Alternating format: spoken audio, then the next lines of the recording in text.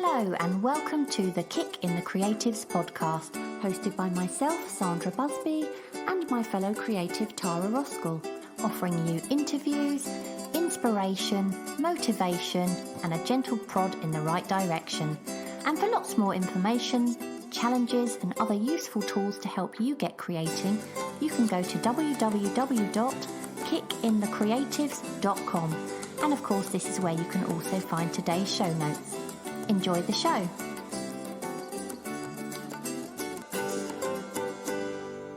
Oh my gosh, Tara. No, you don't. You start welcome. I know. Always welcome. I know. Welcome to the show. I know. Do you know what? I feel like I need to mix it up a bit. I'm bored of We saying. started now. Well, we have now. Let's just go for it. I'm so bored of saying. Well, I'm not bored of it, but I think our listeners must be bored of me saying, "Welcome to today's episode." So I thought I'd start with, "Oh my gosh, Tara," and you're going to say, "What?" What? We are on episode 100. We need some firework kind of. I noises know. there, Maybe don't we? I can find some sound effects, Yes, maybe you can. make some fireworks. Or I But- could just do this. Hang on. That's the best I can do. My I pen's can't just do rolled that. off. Did you stick your thingy in your mouth? Excuse me. Your thumb or finger or whatever? I can't do that. I can't make a popping sound with my thumb. I think we should go back and start with welcome to the show. No, but you know what? I'm going to What? carry on because it's going to be an epic enough episode already. Okay. But I just wanted to say, Yeah. we are on episode 100, but I've got to say it's a bit confusing actually, because when you look at the app, it says episode 101. But I think that must be because we made an episode 0, didn't we? Do you remember? We did, yeah. It was And a pre-episode episode. It was a pre-episode, and it was basically, I think it was a 5 or 10 minute episode just saying what the podcast was going to be about, blah blah blah blah blah. And of course, we've called it episode 0, but on the app, it's obviously counted it as episode 1. So yeah, I mean, people, when you look at the app, it says episode 100, and then it says episode 101 in front of it. So anyway. Oh, well. Yeah, Never mind. We just like to confuse you a little bit. Anyway, to celebrate our 100th episode, we invited you listeners to ask us anything. And we got so many questions, didn't we, Tara? I mean, it was epic, really was. So we thought, actually, I think we're going to have to make this into a special double episode. Otherwise, it's literally going to be us saying yes or no answers because we wouldn't have time to answer them all. So today is part 1 of episode 100. But before we get onto that, we just want to say, obviously, as always, a huge thank you to our latest Ko-fi supporters, and they are Joanna Brown, Marcia Furman, Karen McDonald, and Karen says, the encouragement, inspiration and knowledge you both give us listeners is a treasure. Thank you for all you do. And Alison Cochran, she says, love when I go on my podcast app and find there's a new episode from you two. Thank you. So anyway, we're just really glad that you all enjoy it, and you've all helped us reach that 100 episode, so thank you, because without your support it would have been much harder to do that. We really appreciate it. And we've also got a couple of new podcast reviews. We've got one that says fun and educational, 5 stars, and it says, I love listening to this when I'm making my journals. It makes me laugh and provides insights into the world of creatives. So many times I'm saying, yes, me too. I started following the Instagram page too. Happy face. And that was from Ricky Tikki Tavi via Apple Podcasts in the USA. Oh, I like that, Ricky Tikki Tavi. And then we've got another one, which is gloriously entertaining, another 5 stars. And they say, thank you so much for sharing your friendship with us. They don't really know us, do they? Your laughs are contagious and the range of subject matter delightful. Keep it going. Are you saying if they did know us, they wouldn't want to be our friend? Yes, probably. And that's from Limont via Apple Podcasts in the USA. Oh, thank you so much, Limont. We really appreciate that. Okay, before we get onto this episode, Tara, I just wanted to remind you, I don't know why I'm reminding you this, but you actually set me some homework, didn't you? Oh, yes. And how did it go? Well, tell everyone what why? I don't even know why you sent me this homework, how it happened. Because you were feeling a bit stuck and you weren't getting in your creative flow and you were trying to paint and your painting wasn't working. So I told you to do something a bit frivolous. And I told you to take your coffee cup, make sure there's a bit of coffee on the bottom of it, make a coffee mark on a bit of paper and then doodle. Yes, you did. That's right. And there's me thinking, oh, yeah, because that's going to inspire me. And so, how did it go? So I did it, and I did it the day before yesterday. I did it, and I texted you, didn't I? So I've done my homework, and what I actually thought I would do is I would text it to you while you're online and see how well you can hide your disappointment. Oh God! I think you live put on really air. silly in. I thought you put something really silly on here. Are you texting it to me then? I'm going to text you now. Okay. Okay, right. Okay, you should have it now. Oh no, I haven't yet. I'm going to pretend there's interference if it's completely bad. It's going to be ridiculous. Did you hear that? Yeah. Very nice. Back time. So basically what I've got here is there's a coffee ring and then Sandra's put an eye within that and made it into a face. And it says BZZ. Oh, it's a fly. He's got a fly on his nose. He's got a fly on his nose. And then it says bath time. This is really not good for a verbal for an audio podcast, is it? We'll put it in the show notes for posterity. Yeah. And also, I just want to say, I want, because you do this thing, don't you, where you just kind of do a few loose swirls on a page and decide, oh, that looks a bit like this. And that's what I did.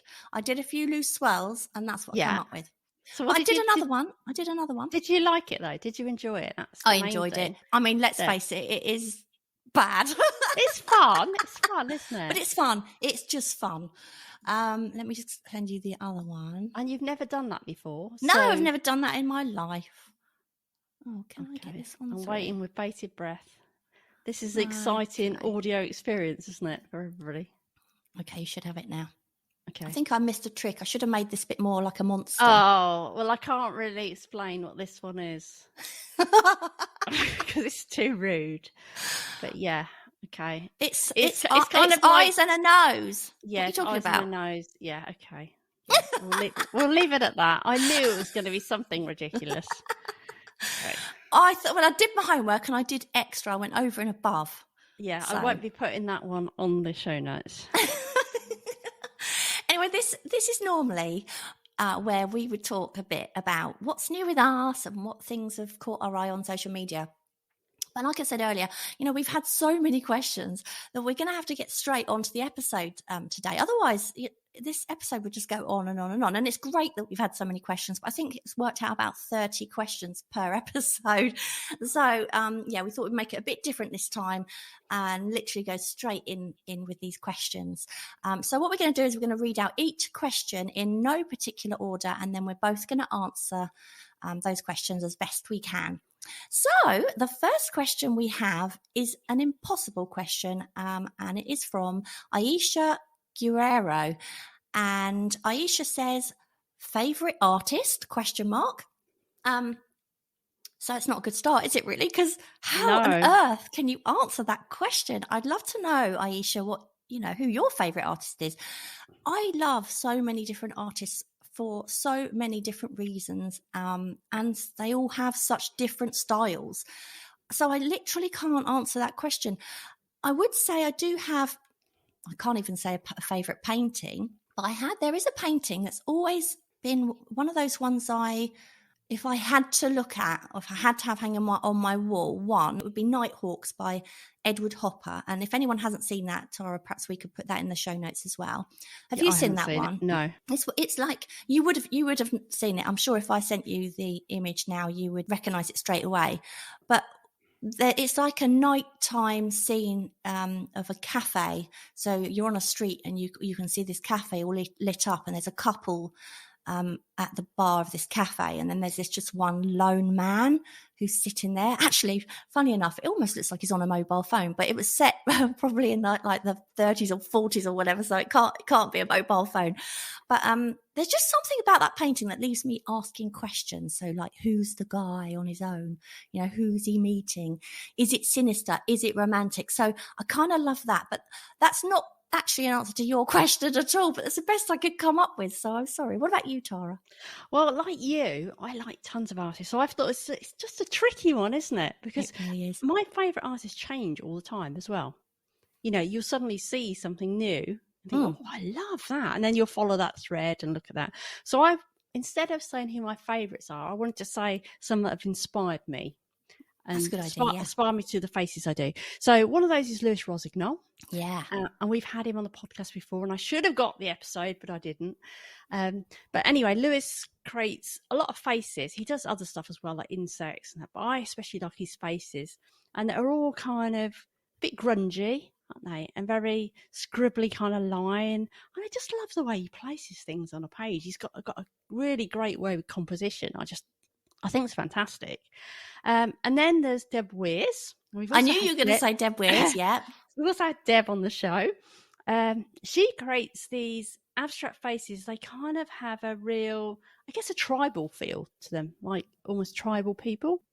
But I really like the way she does that. And I think she's one of the people, I saw her work and I suddenly thought, oh, you know, you don't have to create faces that are real, which sounds kind of stupid that I didn't realize that before, but I suddenly realized there might be an avenue for me there that I don't have to make faces real.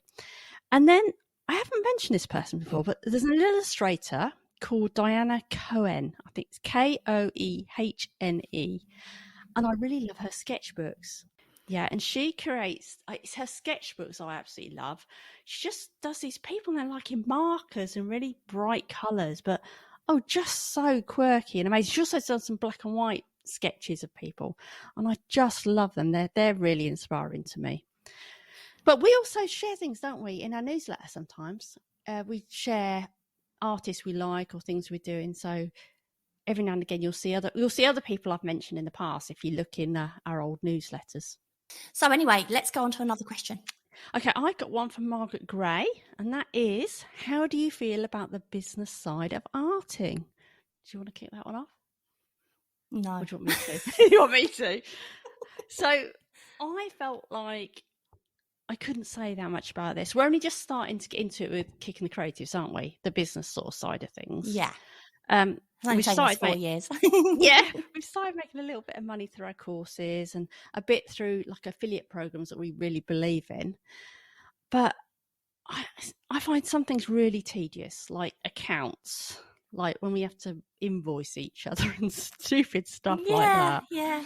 And I hate scheduling stuff on social media. It's really boring. I like talking to people on social media, but it's the scheduling things and thinking, oh, what do I put up next? Marketing, basically. Yes, basically. Yeah. So, some aspects of that are quite boring. But recently I've started to learn about SEO. Now, if anybody doesn't know what SEO is, it's search engine optimization. Basically, it's just trying to get people to your site. So it's trying to get yourself found online. So that's, I guess, a business side of art and, well, anybody who's basically marketing. But I'm actually enjoying that, which is kind of geeky. Yeah, because it's that kind of geeky yeah. side of it's you, because I'm Yeah. learning something new. Anything where I'm learning something new, I like. Yeah. But yeah, I do find some of that businessy marketing stuff quite boring. Well, my answer is literally tedious but essential if you're serious about your art. And it's so true. It is tedious, but it is essential. If you want to sell or whatever, if you're trying to, make a living out of what you do, you have to do it. And unfortunately, it's about 50% of your time is spent on marketing. If you were to spend an hour on art, half an hour of it would be marketing. And it's just not the fun part, is it? The fun part is actually chatting to people, and networking's great. I love that. That's the brilliant side of things. But the actual figures, and I hate SEO. I can't. It's so boring. Anything like that, no, I don't like it. But has to be done. I'm afraid. So, yeah. Yeah. Anyway, next one We've got another one from Margaret Gray, and she says, do you have any advice for people wanting to make the transition from amateur to professional or semi-pro? Okay, so I would say if you can, it would be a good idea to save up some money for a few months in advance if you can, so that you don't have to rely solely on your art at first, and you've got a little nest egg there that you can use while you're getting your feet off the ground. And while you're doing that, you could build a body of work so you've got some paintings to sell right away. Personally, I wouldn't jump in, feet first straight away. Perhaps start by reducing your hours at your usual work to begin with, and then put that time into your art, and then see how it goes, and then gradually reduce them further. And also, as we said before, you've got to get to grips with the marketing side, because you're going to need to put a lot of effort into that. And I think a lot of people probably don't realize how much marketing you have to do if you're going to be an artist who sells.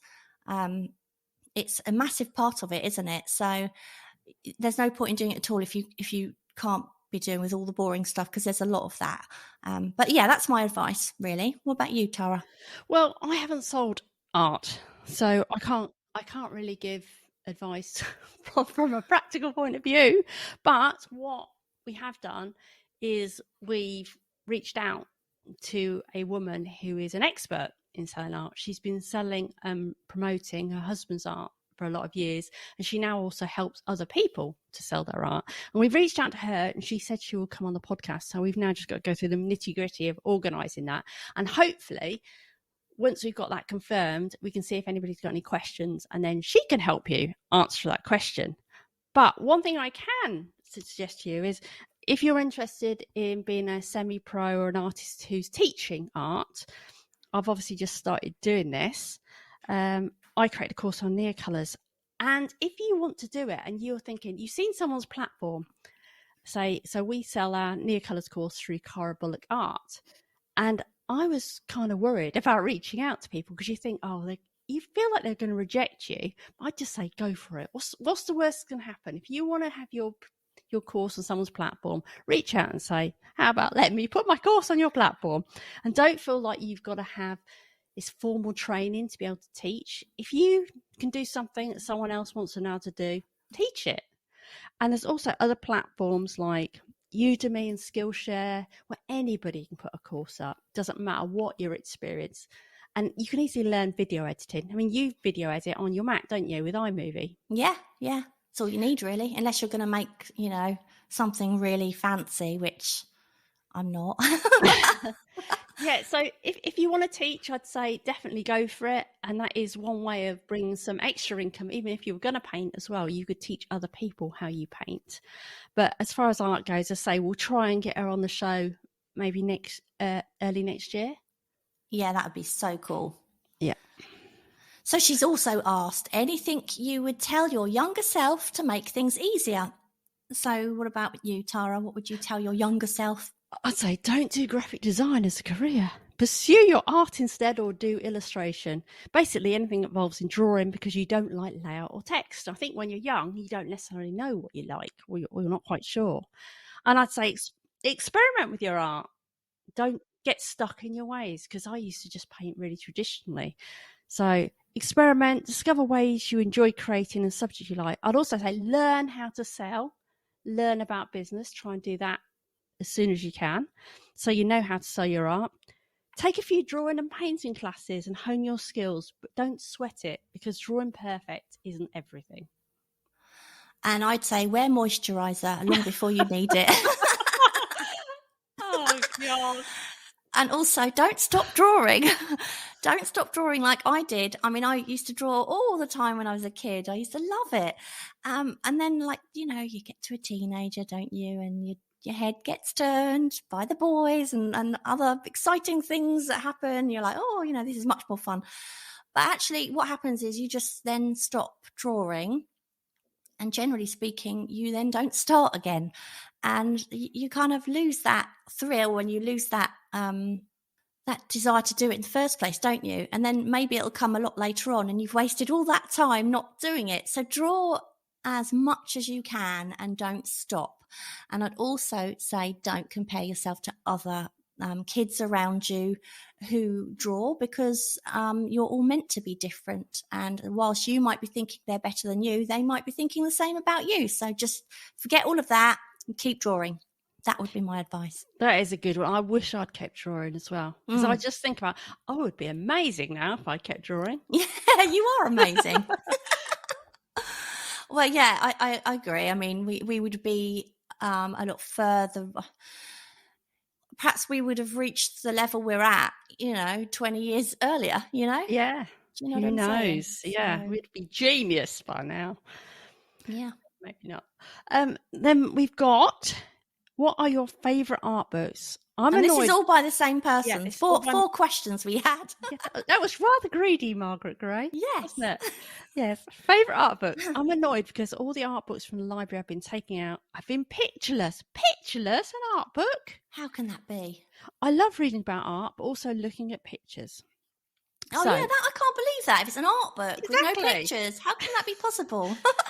Anyway, what's your answer? What are your favourite art books? Whichever one I'm reading at the time, because I literally cannot choose. I love them all. I've got books on my bookshelf from so many different artists and different, people with different styles, tutorial books and books with just gorgeous illustrations. And to pick one, I can't do it. It's a bit like the favourite artist. I love them all for different reasons, and I like being surrounded by lots of them. So I'm sorry, I can't answer that. I can't give a definitive answer, because if I loved one today, I'd love another one tomorrow. They're not like your children, You're allowed to pick one. Well, have you got one then? Well, yes, I have, actually. Really? Yes. But if you go back to episode 77, we done a whole episode on our favourite art books. And mine are actually ones I mentioned in there, but I'll mention them again. So one of my favourite art books of all time is called A Street Sketchbook by Tristan Manco. And I think I've mentioned this loads of times on the show, but basically it's a peek inside the sketchbooks of street artists, and it's just got loads of really interesting imagery. So that is probably my all-time favourite. There's loads of books by different artists that I like as well, but I also really like the Pictoplasma character books. Now, these are books with really weird little characters, and my favourite one of those is this pink padded book, which is quite odd. It's quite a big pink padded book. I think I might have seen that on your shelf behind you when we've chatted online before. You probably have. Yeah. But yeah, it's just really, really odd characters. I really like that. But it's like, if you go back to episode 77, you'll hear us talk about different ones that we like for different reasons as well. Yeah, I'm sure I mentioned quite a few in that episode, but I just can't pick one. Yeah. We've also got Andy W. Art, and he says, I would love to know what type of places you enjoy sketching and what makes it appealing for you. And I would say I actually really like sketching in the comfort of my own studio, because there's just no pressure. You can just do whatever you like. You haven't got to worry about you've got to buy another coffee to be able to sit there for ages, or people looking over your shoulder. So I actually quite like that. But if I am in public, I think the place I enjoy going to the most is actually, Tara and I, we went to Brighton, didn't we? Yeah. Brighton is fantastic because, wherever you look, you've got the sea and the beach in promenade in one direction. You've more than likely got people busking in another direction. Well, not busking. You've got, like, where we went, there was a band, wasn't there? A band playing. It's like an open mic along the promenade. And behind us was the beach and the promenade. In front of us was people singing. And then you've got also the people sitting there staring at the band. So when you're behind them, it's great. You can sketch them. Nobody notices you at all. And there's just something for everybody there. So, and also you've got all the lanes and the little quirky shops. And yeah, I love Brighton for that reason. I mean, I live very close to Brighton, so it's only a 25-minute drive for me at most, really. But yeah, if I had to pick a place to go every time I sketched, it would be there, simply because you can find anything there, and some really, really out there, wild people with some bonkers dress sense. What about you, Tara? Well, see, it depends what you define as sketching. So I mean, if it's sketching, get a sketchbook out, doodling things, then I'd do that in the lounge, and that is my favourite place to sit and do that, like you. But Yeah, if it's out, I do love urban sketching anywhere where you can find people, basically. yeah, So sitting on a street bench, sitting in a cafe, or what I really enjoyed was when we sat outside. We went to London a few weeks ago, didn't we? And sat yeah, outside sketching that market stall. And I yeah. didn't think I was going to like that because that was actually your idea. Because I thought, I'm not sure about the actual market stall, but I quite enjoyed that. And I don't mind sketching the odd building or two, but I think I prefer more built up areas for buildings rather than going to sit in and drawing a quaint, like I used to like drawing quaint little thatched cottages. Mm. Now I'd much more, it would be a city type or a town, type building where there's sort of more things going on and the buildings are more higgledy-piggledy and interesting. And he also asks, where do you see yourself in 5 years' time? Standard interview question, but in all seriousness, what are your hopes for the future? Well, alive, hopefully, would be good. Yeah. Great start. Oh my goodness. Okay, let's say, where do I see myself or where do I want to be? That's the thing, isn't it? I mean, Where do you see yourself down Somali with a bottle of beer or something then? oh my gosh. God, I think where you want to be would be where a I better want answer. to be. Yeah. Oh, well, I would love to be able to call art and also Kicking the Creatives my career by then, as in that's what I do. I would also love travel to become part of what we do together, Tara, like perhaps joining in with some of those art conventions and those I don't kind fly, of... don't you? Sorry? You know I don't fly, don't you? It's all right, I'll just drug you. No. I'll just fill you with Prosecco. We're going to have to go on Eurostar. Yeah. Yeah. Well, there was this kind of thing once. There was sort of some talk about us maybe going to New York for something, wasn't there? Do you remember? Didn't actually come to anything, but you actually did say, oh God, I can't believe I've got to fly. So I know you would if it was something that was worth flying for.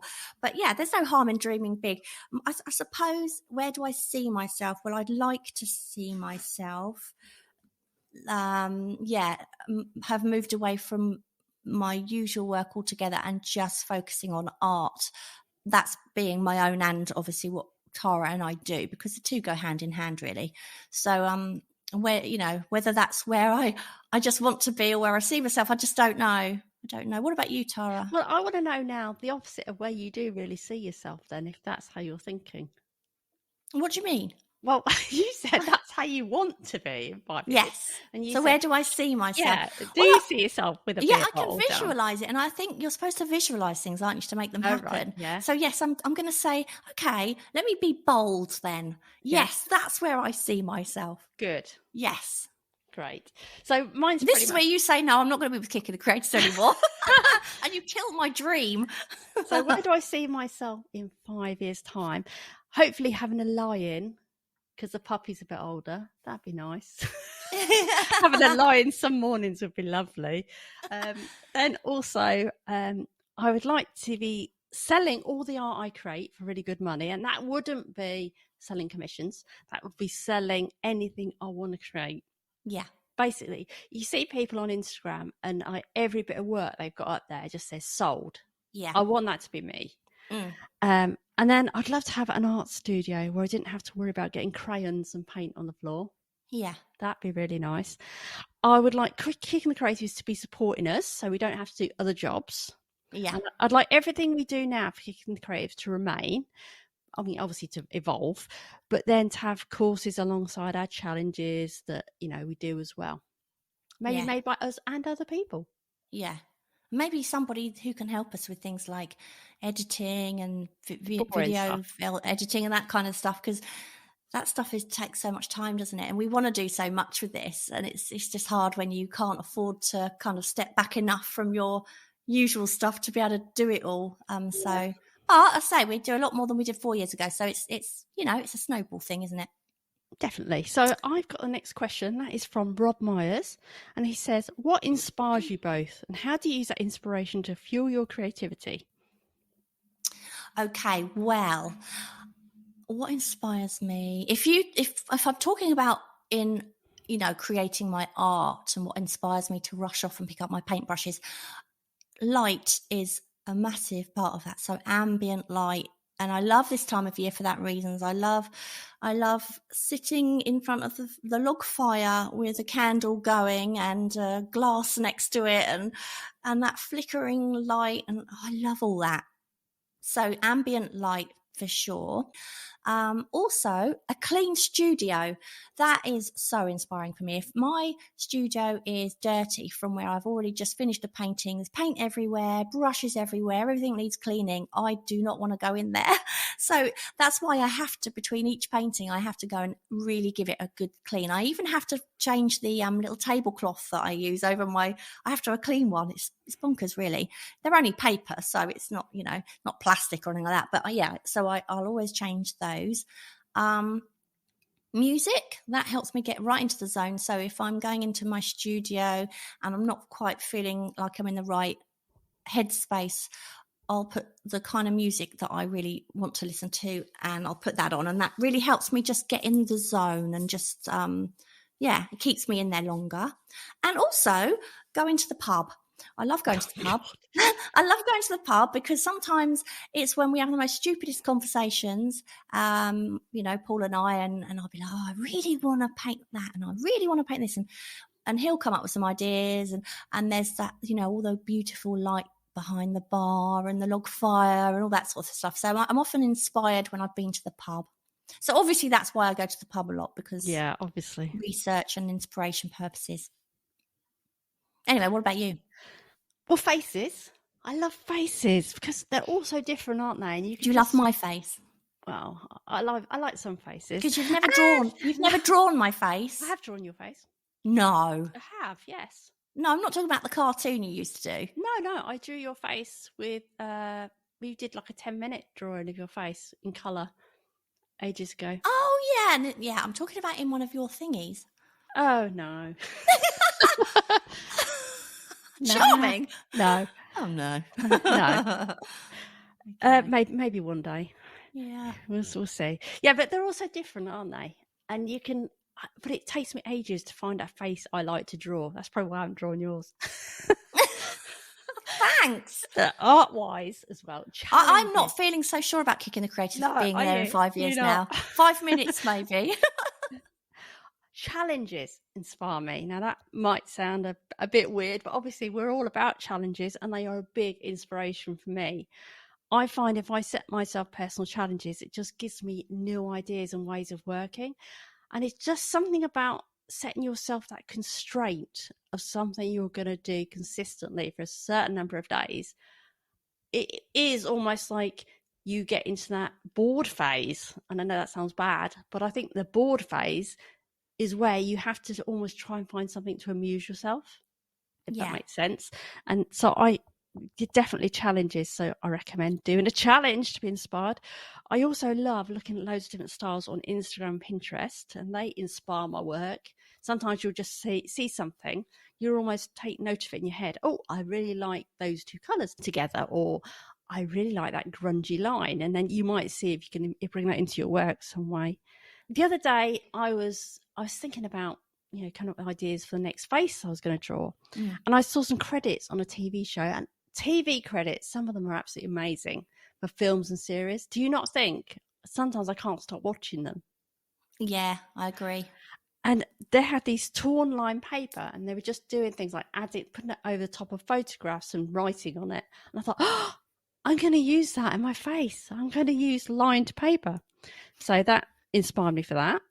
But also for Kicking the Creatives, for other ideas, for sort of creative ideas in that direction, I'm often inspired by things I hear on other podcasts, and they may be totally unrelated to the idea I come up with. But there's obviously something within they suggest that triggers something else to me.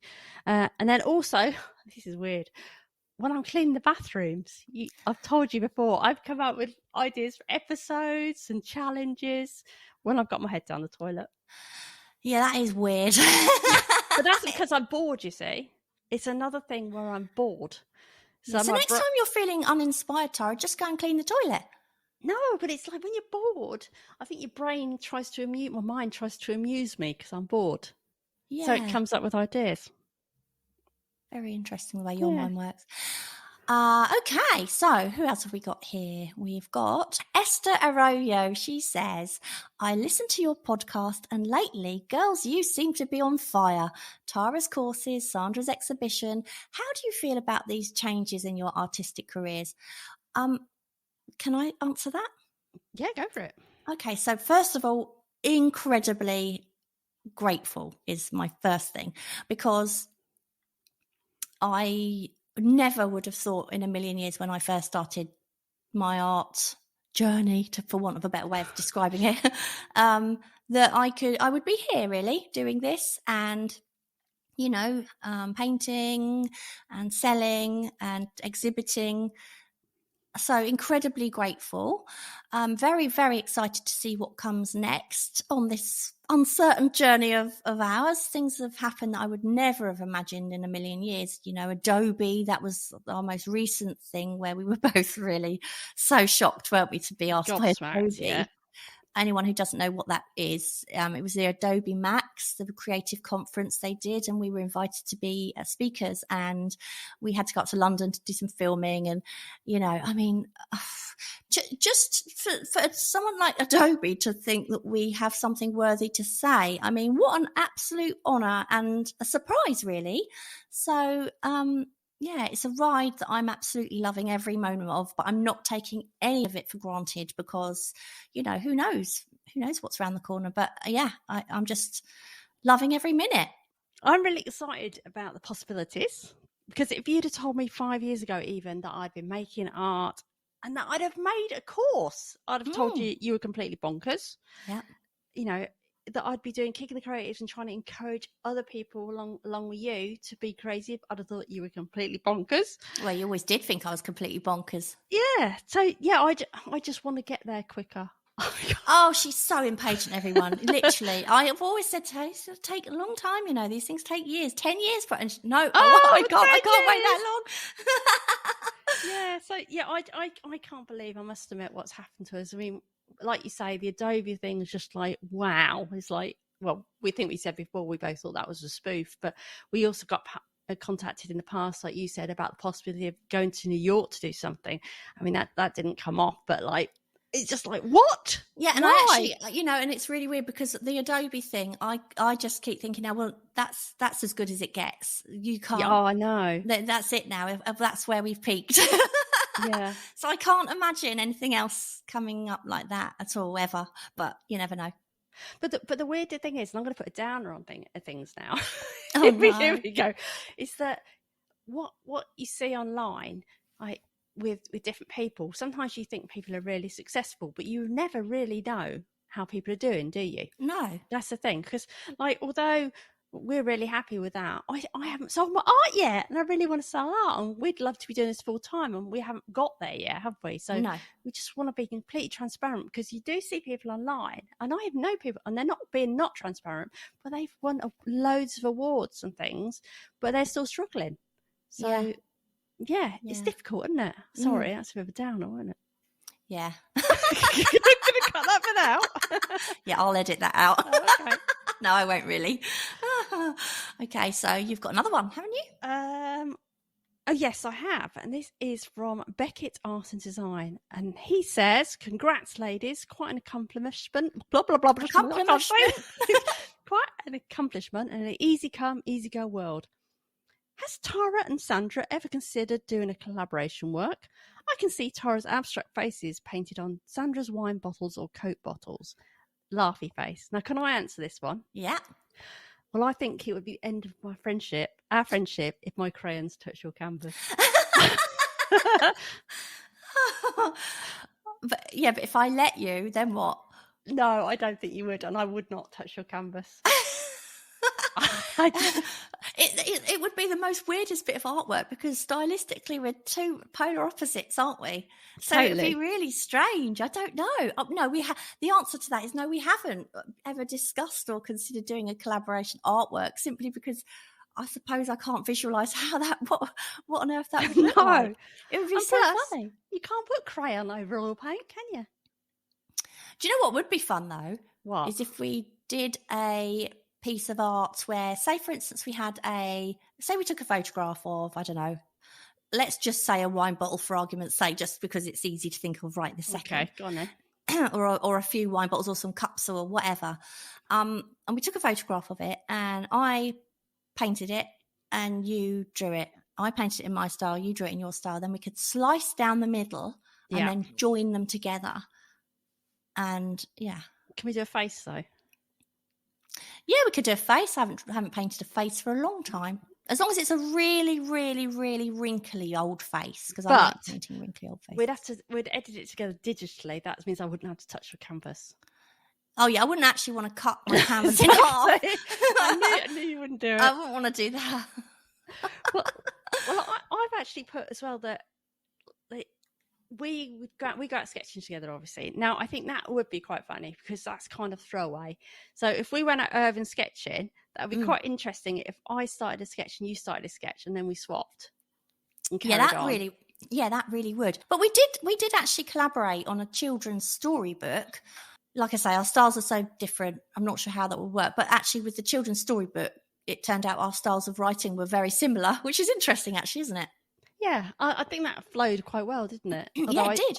I got bored of it really quickly. Yeah, you just bore us, and I loved every minute of it. Yeah, but our actual writing style and our imaginations took us very similar places. So it's interesting that our art styles on a canvas is so different, but actually the way we think in terms of creativity, story-wise, storylines and things like that are very similar. Yeah. Yes. Okay, have you finished? Yep, I have. Did you answer that? I can't remember. Yeah, I did. I started it, didn't I? Yeah. That's right. I did listen, honestly. I said I didn't want to touch your canvas. That's right. Yes, that's right.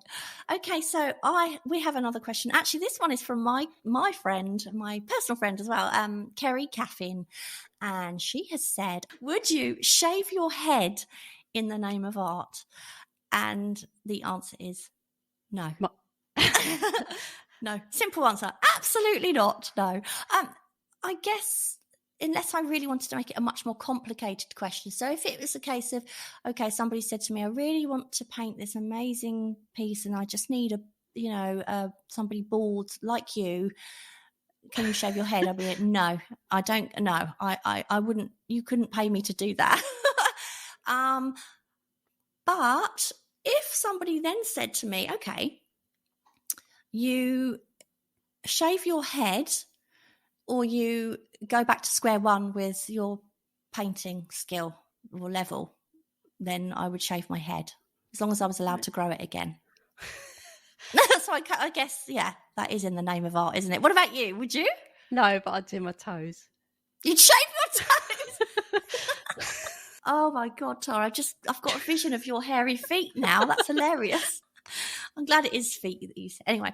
Well, I thought that was too rude to say on there the other bit. Okay. Moving on. She also says, so this is again from Kerry. She also says, if you had to decorate your whole house interior all in one colour for an entire year, what colour? And she also added that, in her opinion, the colour she would find most easy to live with would be green, like nature. Nice lime green. Yeah. So, yeah, if I had to decorate my whole house in all one colour for a year, 50 Shades of Grey. Ooh. Very soft and easy on the eye. Or something like that. Very, very easy colour. I wouldn't want to paint my house acid yellow or anything very bright because that would drive me nuts. So something subtle. What about you? Would you have the trimmings to go with 50 Shades of Grey? The what? The trimmings? Yeah. Do you know, I must be the only person in the whole entire universe that has never read or watched 50 Shades of Grey. I get the gist, but yeah I'm like, nah. And I gather what you're saying is the accessories. Yes. Would I have the accessories? Yeah. I will leave you to decide that. Okay. Well, yes, then. Okay. So, no, I don't. Anyway, come on, let's move on to another question. Okay. No, hang on. I want to know what your one would be. White. Now, let me guess what your answer would be. I've just said it. White. White? Yes. I think that would be really hard to live with. I'd like a house that is all white. Yeah, but you're talking about everything Yep. white. Yep, I would like a whole house that is decorated in white. Right, Not anyone who not has- soft furnishings, but what is great about white is that you could put a big, colourful picture on it. Yeah, but does she not mean though? Decorate your don't whole know. house in 1 year for everything has to be the same colour. That's what I was taking it as. I was taking it as the walls. Oh, it depends what way you take it then. Yeah, no, couldn't have white sofas because we've got a black dog. And really black hairy toes. That's true, yeah, especially if I shave them. So white, God, no, I couldn't do that. It's too cold. I don't know then, because, yeah. And it's really strange because somebody who's got such colourful Yeah, that's why. art. And there's a really practical reason as well. Do you want to know my practical reason? Go on. It'd be a really good backdrop for a video. Do you think it would? Yes, because then you can dress it however you like. See, this is one great big cheat, really, isn't it? Next you'll be saying, oh, but I'd have a feature wall and, yeah.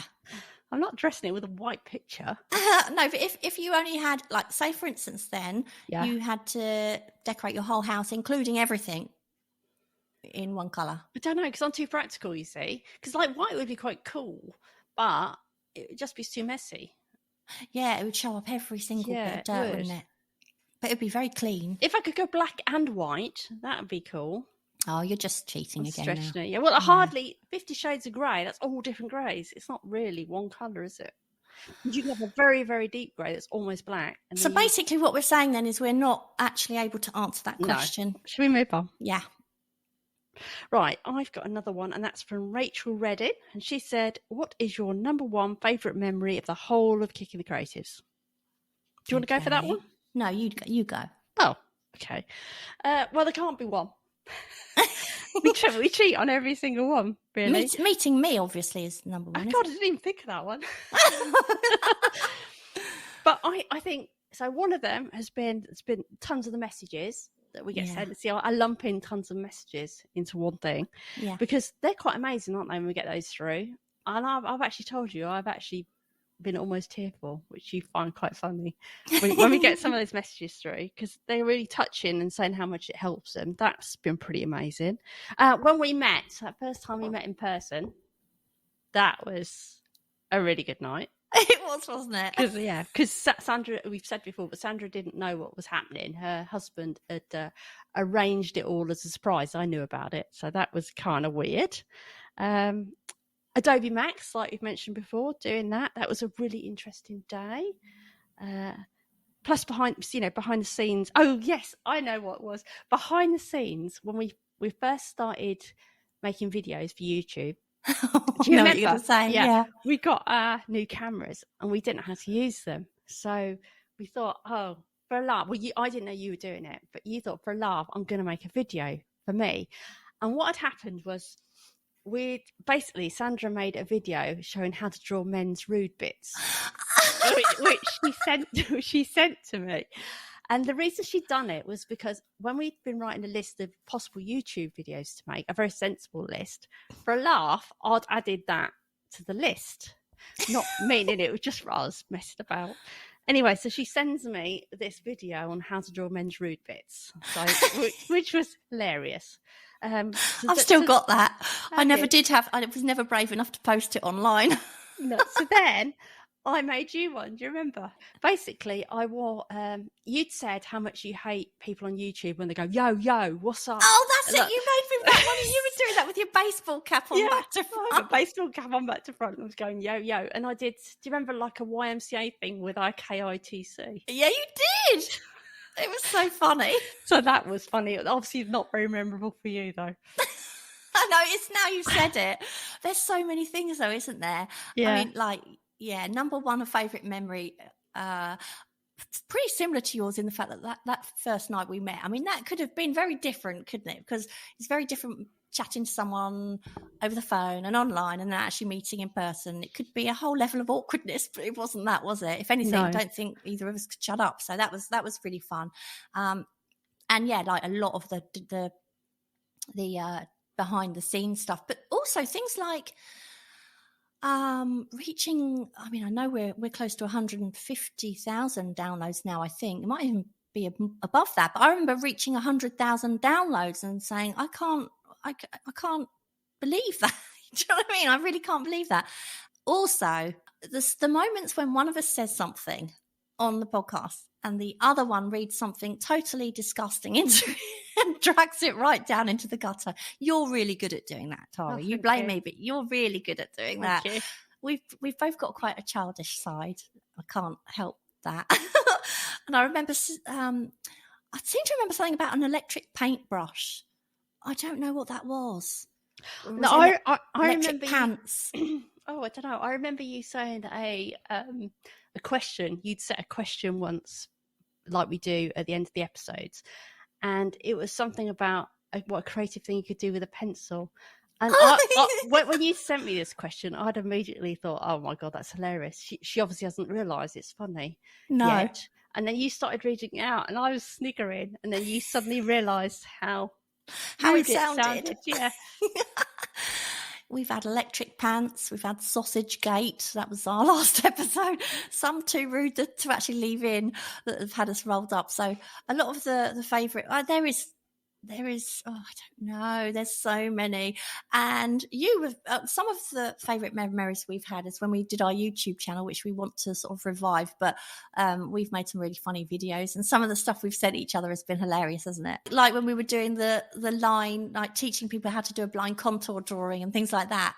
Oh, and the blind contour, that killed me. When you sent me the video you'd made for the blind contour, I watched that over and over again every time I saw it, because Sandra had basically got this. I thought it was this idea where you could show an example of a blind contour by just using a shoelace, and it would just show that you'd got this continuous line basically. So she'd basically stuck a shoelace to her face around her features, and I didn't know she was doing it, and honestly I was actually wetting myself. Oh, you'll have to link to that video in the show notes. So, there's too many to mention. So, she has also asked, what has surprised us most about the whole Kick in the Creative project? My answer to that, if you don't mind me starting. Go on, the two of us have remained so committed to the same level of commitment, I guess, and seem to have the same vision, because that we could have had completely different visions, couldn't we? But I'll tell you what even more has surprised me about Kick in Creatives is that so many of the people who actually joined the group when it first started, say 4 years ago or whatever, are still with us all through it. So, so many members we've got, we feel like we know them really well because they've just been with us from the start, and they've stayed with us, and they're still doing these challenges, and they're still active in the group. And that's been really surprising. Yeah. What about you? For me, I think it's how much some people have said it's lifted their spirits and helped their mental health. Yeah. Because I just wouldn't have even considered that. To me, it was about this thing that we were creating, encouraging people to be creative, and it's something they would enjoy, but I hadn't really thought of it beyond that, if you know what I mean. Yeah. And also, on the other side, how much work it would be. I hadn't realised quite how much work it would involve, but it's good. I enjoy it, but it is a lot of work, isn't it? Oh, it's a huge amount of work. I had absolutely no idea how much work this was going to take, and also how much it costs to actually do it. All of the things we have to, do, they cost us money. And so the Ko-fi support always really helps us with that, doesn't it? It so does, that's always good. Right. But the work that goes into it is a huge amount actually. But I don't mind that because I enjoy it so much. It's the same, but it's just that thing where you think, I remember the first time I made a podcast prior to doing this podcast. Yeah. And you do the editing now, but you always think, a podcast, that's really easy because, at least you've not got to do loads of writing. You're talking, aren't you? Really easy. Yeah. And then when you actually do it, and then you edit it, and then you have to put it up, and then you have to write the notes, and then you have to put pictures to go with it. And you realise, oh my God. It's hours and hours and hours and hours of work, just for one episode. Yeah. Oh, well, we only do one every fortnight, don't we? Imagine if we did it every week. Yeah, I know, God, incredible. some people do. I think we'd run Some out of people things. do daily ones. I don't know how they do it. I don't either. I don't think anyone would be able to cope with my voice for more than once every fortnight, I must say. Right, Yeah. I've got the next one. Shall I do that one? Mm-hmm. Okay. So, what have you learned art-wise that you appreciate the most because of the challenges on KITC? I think I appreciate different styles a lot more than I did because I now look at a lot more art. So whereas before you'd perhaps be narrow in the type of thing you like, I now kind of see loads more art, and I think it's fascinating the way different artists can approach exactly the same subject. You can get, someone who approaches, especially Face-tastic challenge that we do, someone who creates this very realistic looking pencil drawer, and then someone creates something quite wild and colourful. So I love that. And also, obviously, I've learned loads because that's what got me drawing. So I've learned how much I enjoy drawing faces through experimenting with challenges myself. And I have just learnt not to be so precious in my sketchbook and just appreciate the fun of it. And I'm finally really loose in there, and I really enjoy it. And I never thought I would be. And like you, I just feel like I've opened up to so many different styles and didn't realise just how lovely different artists are in their own different ways. And I've really loved just having my network, I suppose, widened so far. Yeah, it's amazing. Okay, we've got the next one, which is, what are your future plans? Do you want to kick that one off? Well, obviously putting more time into Kicking the Creatives, that is definitely a future plan. Making courses, we're hopefully, we're on the last part of putting a course together as we speak. So making more courses after that, getting back in there with YouTube. So yeah, that kind of thing. I suppose trying to work out more of a strategy. Do you know what I mean? Being a bit more like, okay, yeah, in all sides of things, being my own and what we do. What about you? Well, yeah, personally, to keep creating art, but I'm not selling mine at the moment. And I still think, I did that Find Your Art style challenge. Yeah.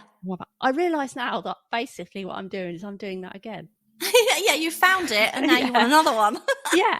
Well, no, I've realised that basically I'm doing this, for anyone who doesn't know, I'm doing this challenge called, no, I can't remember what it's called. 50 ways to draw a face. Draw a face, that's it. And basically I've taken one reference image, and that is inspiration for 50 faces. It doesn't have to look like the face, but that's just my starting point. But I've realised essentially what I'm doing is doing the Find Your Art style challenge again, because by only having one face, it encouraged me to draw it in lots of different ways. But it's not that I didn't like the style that I had. I do. I really like those colourful faces I was doing. But I have this mismatch, and I think I've talked about this before, where I really like the end results of those, but I don't get the buzz from them. Yeah. If that makes sense. So I don't get, if I'm creating something really loose and experimental, I get a real kind of buzz from it. Yeah. So I kind of need a way of combining the two a little bit. I need to be able to go full throttle at something and loose to get the feeling, but I want to like the end results as well. So I want to kind of hone that to find a way I really like creating, and then I want to sell it, basically, and learn how to sell it, which hopefully this woman will help with that. And then I want, on the Kicking the Creative side, just like you, I want to keep encouraging people to be creative, whatever their ability. And I think that was one of our core things. We always wanted it to be open to anyone to have a go. I'd really like to do some more speaking. Yeah, maybe TED Talks and things like that would be cool. Yeah, TED Talks, just to promote the idea of anyone can be creative. And I think I'd need to get a bit of teaching for that so I can speak better. But so we need a tutorial on that. And then, yeah, like you, we want to create courses. And I think I'd like us to make more courses, but maybe to have other people creating courses as well. And it'd be lovely to have some that followed the challenges. So it'd be great if we'd got like Art Journal January, and then we'd got someone who created a course for us on art journaling, and you could either do it with the course or without the course. Yeah, so there's lots of different sort of things we're looking at doing over the next, few years. It'd be interesting to see how it evolves. Yeah. And I am now wearing moisturiser. lipstick? No, No lipstick. only occasionally. Okay. Oh, it's me, it's not. I've got loads to say. Oh, loads of questions you've given me. Or do Okay, you want to do that one? So, what are your guilty pleasures art-wise? My electric paintbrush. No, I have no guilty pleasures. I only feel guilty if I'm actually not making art. So no, if I'm creating art in any way, whether it's for Kicking the Creatives or myself, I don't feel guilty because I feel bad if I don't do it. But yeah, guilty pleasures. I don't know. Yeah, don't know. Now, I wasn't quite sure what a guilty pleasure art-wise was, whether it's something that I like a type of art that's I should feel guilty about. Do you know what I mean? Like a naff song, you know, like you might really like a really naff song by a boy band or something. Yeah. But, you know, I like quirky characters and doodles. Maybe that's a guilty pleasure. I don't know. Well, I've also developed quite a liking for really naive art. Is that a Me guilty pleasure? too. Is that Me a guilty too. pleasure? No, I don't think it is. No? No, I just think it's a pleasure. Okay. All right, then. We'll go with that. Do you want me to read out this one or you? How do you feel about pineapple on pizza? That is really out there. Very weird question. But we did say ask us anything. So how do I feel about pineapple on pizza? In my opinion, there is no place for any kind of fruit on a pizza. And I love it. And having pineapple is one of my favourites. Oh, that's so typical of us. Yeah, it isn't is. It? Yeah, it really is. Completely opposite. Yeah. Go on then. We've got Okay. What do you love other than art? My answer to that would be writing. I really, really love writing. I don't do nearly enough of it. But if I wasn't an artist, I would be sure to be trying to be a writer. I just love it. I guess my family as well.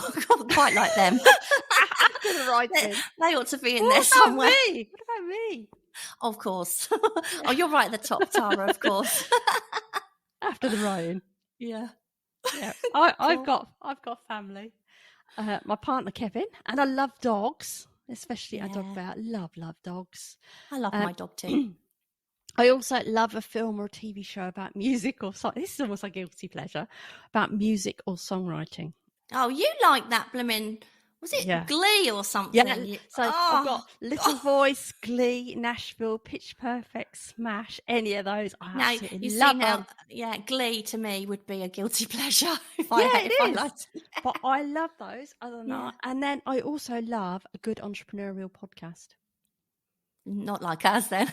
No, but real businessy. Something more intelligent. But businessy, but not like dry business. Do you know what I mean? Yeah. There's another one, isn't there? Oh, yes. Do you ever express yourself emotionally through art? For me, subconsciously, sometimes I have in the past. I don't try to do it, and I don't usually realise I've done it until I see the finished piece. But generally speaking, no, that's not my intention at all. But there are times if something has happened, like someone has died or something like that, or whatever, I'll realise in the next couple of paintings somehow it comes out in that piece. Yeah. What about you? No, I don't express myself emotionally as such, but I do like creating really loose art that you could kind of lose yourself in. Yeah. Like, in some ways, I guess that is putting emotion into art, but not necessarily a specific emotion. It's just like losing yourself in there. Yeah, I mean, you did that drawing, which I keep referring to, the one where the character his head had flipped open and inside it was just full of newspapers. And that was when you felt like you were just overloaded on news and everything was so depressing. And that could be a kind of... Yeah, but it wasn't like a powerful emotion. It was more like a... Oh, it was for you. Well, no. Is that something nice? It's more like a flippy head. Flippy head. Yeah. Okay. There's another one. What do you remember doing art-wise as a kid? I used to draw constantly. I remember entering drawing competitions in my mum's magazine. In your mum's magazine? My mum used to get this women's Oh, magazine. I thought you meant she used to write a magazine. No. Oh, no. She used to get this magazine called Woman's Realm, and they used to have a kids competition in it every week, but often it'd be really boring stuff like a word search or, something like that. But every now and again, they'd have a drawing competition. I always used to enter those. I won a few of those. Yeah. Look at me. Can't sell a painting, but I can win a child's drawing competition. You won a hamster cage, didn't you? Yeah. And I won a teddy bear once as well. You didn't even have a hamster, right? No, I didn't. I sold it. Seems a really odd prize. Yeah, well, I think it was drawing a hamster or something like that. And it was probably sponsored by a hamster cage company or, one of those. Then when I was a teen, kids used to ask me to draw their pop idols. So I remember doing that a lot. And then up until I was about 14, I never used to use colour, which you might find surprising.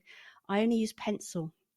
I used to draw everything in pencil. Maybe I used pen, but I can't remember. So literally everything was a pencil sketch. Pencil everything. And then when I was 14, a teacher suggested I go to a night school class in watercolours that his wife was doing. And it's kind of weird, isn't it? Because you'd think they'd be able to teach you watercolours. At school in art rather than sending. This wasn't the art teacher. But anyway, I went off to that and I learned how to paint traditional watercolours. So after that, until I was about 18, I used to paint really traditional watercolours of, say, cottages, churches, and then the odd animal thrown in there. But yeah. Well, I used to do endless comic strips with my friend Kerry, who I mentioned earlier. I've known Kerry for years and years. So I used to go around to her house, or she'd come to mine, and we'd always just sit there and draw. That's what we did. And I also used to love drawing people as well. And I remember I used to do get an A4 bit of paper, and I used to do a person on each piece of paper, and they'd all have a name, and they'd all have different clothes and different hairstyles. And it's funny because I didn't realise, but my mum actually kept them all. Really? And it was she did. And it was only about, 5 years ago or something. I remember her coming around, and she brought with her this shoebox, and it was just absolutely chock-a-block full of all of these drawings I remember doing when I was a kid. And it was really funny to look back at them. Yeah. Do they have names? Did you name them all? Yeah, they used to have. Did you? Yeah, every one of them had a name. Oh, wow. Yeah. How weird. But it was great that she kept them because it was really funny to see them again. Took me back to when I used to draw them. What were you and Kerry's comics about? Did you make up your own characters? Were they Blue Jeans and all those magazines? No. They were just you'd get a Beano or something. Yeah. And you'd just have a row of squares, and then you'd fill them with whatever the cartoon was, and then little chat box, the text box, just like that. So, but would you make? We wouldn't do them together. Characters? Yeah, we wouldn't. Well, we do them together, but I would do mine, and she would do hers, and we'd just make comic strips. I wish I had some of those. I can't remember a huge amount about them. I just remember doing them. So even then, you wouldn't let someone else draw on your paper. No, it wasn't that. Actually, I don't think Kerry would have done either. No. No, I don't. We just used to draw together. We used to draw a lot together. But have you done that recently? You should get Kerry round and have she does. She paints in my studio. I know, but you should get her around to do some comic strips. That would be so fun. Okay. Oh, I love this question. How? And this is another one. Gosh, there's loads. Rachel, you were very greedy. Oh my goodness, 10 questions she had. No, that's awesome. We love lots of questions. And so the final question from Rachel is, how would you feel about setting a silly art challenge once a month? Well, I love that idea. I really love that idea. But I'm just wondering, what? Like what? Painting with body parts or something. I don't know. I'd be very happy. You resort to that, don't you? Yeah. I'd very happily set a silly art challenge month. So let us know if you have something in mind. Have you got any ideas from that, Tara? Well, no, that's what I said. It's fine by me if you've got some ideas, Rachel. That's what I said. Yeah. So Rachel, we're waiting on you for the silly ideas. Yeah. Answers on a postcard. Yeah. Or in the group. That's easier. Probably. In the group. Yeah. Okay. So we've also got Dare Imagine. Do you have business plan for Kicking the Creatives now that you are 100 podcasts in and committed, crazy or otherwise, such as a Kicking the Creatives art book, a book with both of your art, a YouTube channel, video broadcast of the podcast, classes, etc., or other some such. Thanks for the laugh and the great community. Well, obviously, we've spoken about the business side of Kicking the Creatives, I suppose, previously, and about the plans we have. They all obviously involve putting more time into it. So we're planning, well, basically what we've said before. But it is interesting that you mention a video podcast. Would you like us to do a video podcast? And would you mind if I was in my pajamas? That's the one question.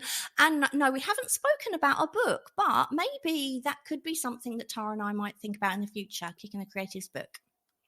Yeah, I mean, definitely the courses, I think, is a big thing for us, isn't it? We want to do that, and we'd like to get other people involved in that as well, if we can. Yeah. But yeah, the video version, it also would mean me brushing my hair, wouldn't it? Which just would not happen. No. So that's on hold at the moment. I think we're going to start doing some lives, aren't we? We might start doing some live Facebooks and some live Instagrams. We were planning on doing that a little while ago, but then we had some technical hiccups, didn't we? It was your technical hiccup. I can't remember what it was. But yeah, I also need to wait to get a new phone, really, because mine's not that good for mobile, which I think you can. It's the only easy way of doing Instagram. So yeah, I think we're going to do that. Yeah, YouTube. I think it would be quite cool, or maybe to do a bit of a podcast sometime, maybe a video podcast. But yeah, I want to know what people think about that. If whoever's listening to this, if you would prefer us to do video podcasts, let us know. The only problem I have with a video podcast is, as you know, I print my notes out and they're all like sitting on the table. So you just get the top of my head for most of the entire podcast. I'd have to do it a slightly different way, wouldn't I? It's interesting. I must admit, I've never watched a video podcast before because they're just easy to listen to. Yeah, I remember listening. I think the only trouble we'd have is we'd have to find a way that we could both record audio and video, because we'd still want to do the audio and have a good quality audio. Yeah, because quite often you get the you don't get as good a quality. No. Yeah, I don't know on that. I've got one here, which is from Carol Whitmore, and she says, "What are your favourite colour combinations?" Well, I love colours that convey a sense of warmth and ambience, and you'll know that from my paintings. Even though, I have lots of paintings that they're kind of cooler paintings, like my marbles and things like that, but they still have a sense of ambient light in there somewhere. Even some of my green wine bottle paintings have a warmth to them, maybe from fairy lights and things like that. So, reds and greens together are always a win for me. But I love colour. I do love colour, and I don't have a particular favourite colour combination. I suppose it's just what I feel like I'm using at the time has to be my favourite at the time. What about you? Yeah, I haven't got a favourite colour combo either. I love a bit of purple. You do. Purple and yellow you like, don't purple you? Purple everywhere. Yeah, and yellow as well. That's what I put, but not necessarily together. Although I do tend to use complementaries in my work. Yes. Quite a lot of complementaries. So yeah, but that could be blue and like an orangey yellow. It doesn't necessarily have to be purple and yellow, but yeah, they're probably. And the thing is, I hardly ever wear purple and yellow, although I do like purple. But it's funny, isn't it? What you do in art is not necessarily the same colours you would wear and things like that. That's really interesting though, because I will not wear clothes that aren't colourful. Really, I like colourful clothes. You would never see me in black. What are you wearing at the moment? Oh, actually, if you looked at me now, I am actually wearing something really bland. I'm wearing because it's cold today, and I've got this kind of fluffy jumper, and it's just really warm. It's not one I like, but it's just really, really warm. So no, this isn't colourful. But if I'm going out anywhere, it's very rare you'd see me wearing something that didn't have a colour. I don't necessarily mean colourful, so I'm not saying I'd wear a top that was like covered in all sorts of colours, but it would be a bright colour of some sort, definitely. Yeah. Just because I think I feel what I wear. So if I wear black or grey, I would feel drab, and it would bring I would think I'd feel down. Do you know what I mean? Yeah. So I like to feel colourful. I do love red in clothes, I must admit. Yeah. But that is not what she asked us. completely not what she asked us at all. Kim Kerno, when using a sketchbook, would you turn around and use the reverse sides or start a new one? Go I would on, start a you new answer. one. I would start a new one, definitely. Occasionally, when I'm going through, I use both sides. It all depends what I'm drawing. I never, ever used to use both sides until you pulled me up on it once. But now I will, if I've just done like something just in pen and there's, not too much show through, I might, and it's, if I don't like it, I'll work on, if I don't like it, I'll work on the other side.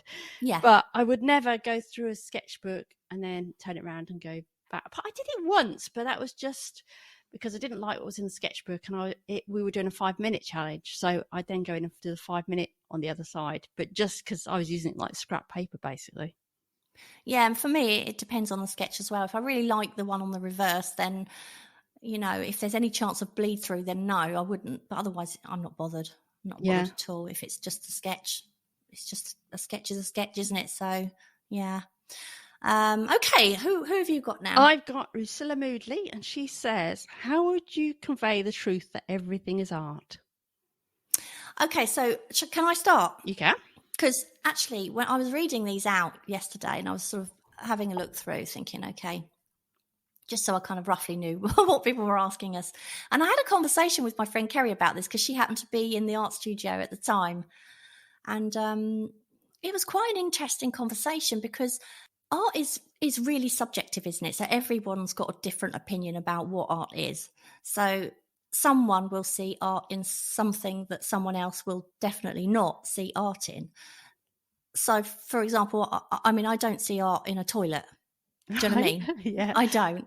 But then again, if you go into the Tate Modern and see one attached to the ceiling and there's a light casting an amazing toilet-shaped shadow across the wall, well, then somebody else has found an artistic value in it. So I'm not sure there's a right answer.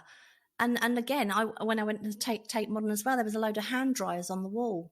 And I thought, why is there just a load of hand dryers on the wall? It might have even been urinals. I can't remember. But again, it was the way they put the light down had created all these incredible shadows. So it wasn't so much about the hand dryers as the light and the shadow that they were creating. So could you say, well, that is art? I don't know. I don't really see much artistic value in a toilet or anything similar, but other people will. So is everything an art? It depends. It's in the beholder, isn't it? Well, I actually saw this differently to you, because I saw this that everything is basically designed, which in my mind is kind of art. Yeah. So basically you get up in the morning and what you've been sleeping in a bed that someone has designed artistically. Basically they've drawn loads of different ideas of what it might look like, and then someone's designed the quilt, so you have a pattern on your quilt that an artist has created, and then you'll turn on the light, which is also designed by someone who's drawn out loads of sketches of what it might look like, and it sort of just goes on and on. That's how I would see it. But is there a difference between art and design? Because that's why they call it art and design. Well, I don't know, because like you've just said, almost you could put a toilet in an art gallery and then it becomes art. So yeah, I don't know. Yeah. Who knows? We have one final question from Michael Beckett. And he said, do you get tired of answering so many questions? And the answer to that is yes. And so this is where I think it would be a really good place for us to stop, because we have a whole another load of questions that we're going to answer in part 2 of episode 100. Which will be, of course, episode 101. So, yeah, we'll leave it there. Hopefully you've enjoyed today's episode. It's thrown me a bit because we normally do things differently now, don't we, Tara? Yeah, we do. But, it's this point as well, we'd normally read out the answers, wouldn't we, to our previous question and ask a new one.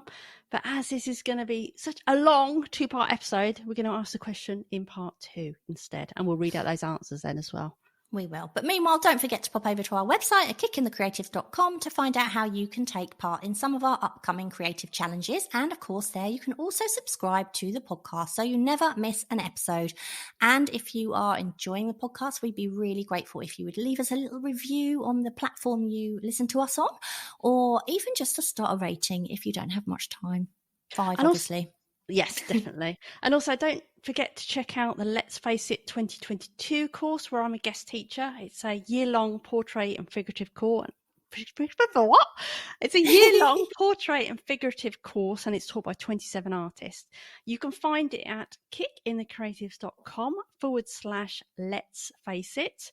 Now, that is an affiliate link, and that means if you purchase it via a link, we get a commission. That helps us to support what we do at Kicking the Creatives. And also, if you want to help us get to episode 200 and you would really like to help support us to do that, you can find the Ko-fi link on our website, and that is where you can treat Tara and I to a nice cup of coffee, which of course we don't spend it on coffee though. We spend it on things hosting. like hosting and things like that. So any support is always greatly appreciated. Okay, so that's it for today, and we'll see you next time. See ya. Bye. Bye. Thank you so much for listening. We hope you enjoyed the episode, and if you did, perhaps you'd like to share it and leave a review for us on iTunes. Back soon.